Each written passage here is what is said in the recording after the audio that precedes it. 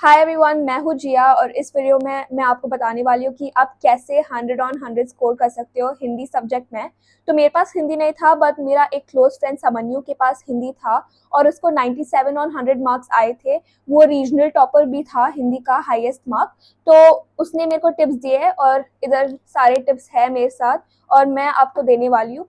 तो स्टार्ट करते हैं। आपके पास 3 पार्ट्स है, कॉम्पोजिशन, ग्रामर और प्रोज। अभी कॉम्पोजिशन के लिए फॉर्मेट आपका बहुत बहुत इंपॉर्टेंट है। फॉर्मेट के लिए आपके पास 2 मार्क्स मिलते हैं। जस्ट अगर आपका फॉर्मेट करेक्ट है तो आपको मार्क्स मिलते हैं।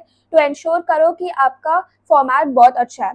सेकेंड चीज जो उसने बोला है कि 5 मिनट से ज्यादा आपको लेनी नहीं चाहिए कॉम्पोजिशन में, क्योंकि आपके पास लेटर्स है, पैराग्राफ है, तो 5 मिनट मैक्सिमम आप लोग लेना। 5 to 7 मिनट आप ले सकते हो, बट फॉर्मेट याद करना क्योंकि उसके लिए मार्क्स है। अभी कॉम्प्रीहेंशन में आपके पास मेनली एमसीक्यू ही है कॉम्प्रीहेंशन में। एंड एमसीक्यू में क्या होता है कि सारे 4 ऑप्शन सही लगते हैं आपके दिमाग में। तो समन्यु ने क्या बोला कि आप एग्जैक्ट सेंटेंस मत देखिए पैराग्राफ में। आपको क्या करना है कि आपको मीनिंग अंडरस्टैंड करना है पहले वो सेंटेंस का, और उसके बाद कंपेयर करना है। तो उसने बोला कि meaning is much greater than actual sentences. So first try to find the meaning and उसके बाद वो सेम सेंटेंस ढूंढो, फिर आपको करेक्ट आंसर आ जाएगी। फिर उसने बोला ग्रामर सेक्शन बहुत बहुत स्कोरिंग है और काफी इजी है। एंड उसने बोला कि आपके पास जो भी ग्रामर रीडर आपने आपके स्कूल ने दिया है वही फॉलो करो, नहीं तो आप सैम्पल पेपर में सिर्फ ग्रामर करना। उसने बोला sample paper for Hindi is honestly waste of time except for grammar section. तो आप सिर्फ ग्रामर करना अलॉन्ग विद सोल्यूशन।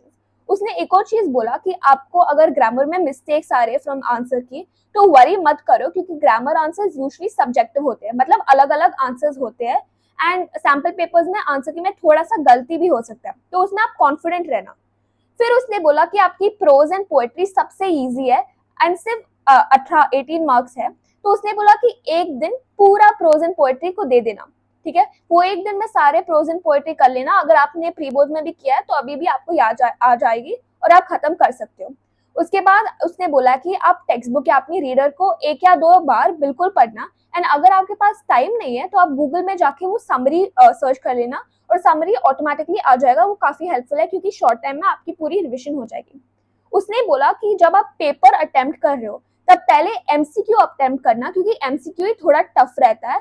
एंड अगर आपका एमसीक्यू क्रैक हो गया फिर उसके बाद जो भी आएगा वो काफी आसान आपको होगा, आप काम डाउन भी हो जाओगे। उसने बोला जब आप कॉम्प्रीहेंशन पढ़ रहे हो तब एक बार बस रीड थ्रू कर लेना, देखना क्या लिखा है, उसके बाद क्वेश्चंस देखना, ठीक है। फिर क्वेश्चंस देखते हो, फिर आप पैराग्राफ में वो पर्टिकुलर क्वेश्चन का आंसर ढूंढ सकते हो।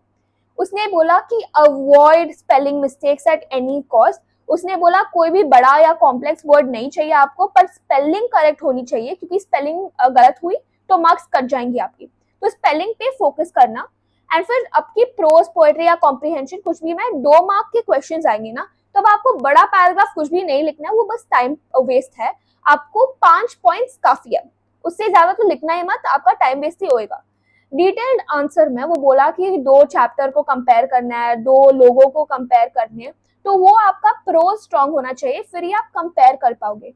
और उसने बोला वापस हिंदी में भी कीवर्ड्स अंडरलाइन करके लिख लेना, even though it's language subject, underline करोगे तो मार्क्स ज्यादा आने के चांसेस है। उसने बोला कि चेकिंग इतना भी इम्पोर्टेंट नहीं है, अगर तुम वीक हो हिंदी में फिर चेक करना अगर कोई भी स्पेलिंग मिस्टेक्स है। उसने एक बार भी अपना पेपर चेक नहीं किया।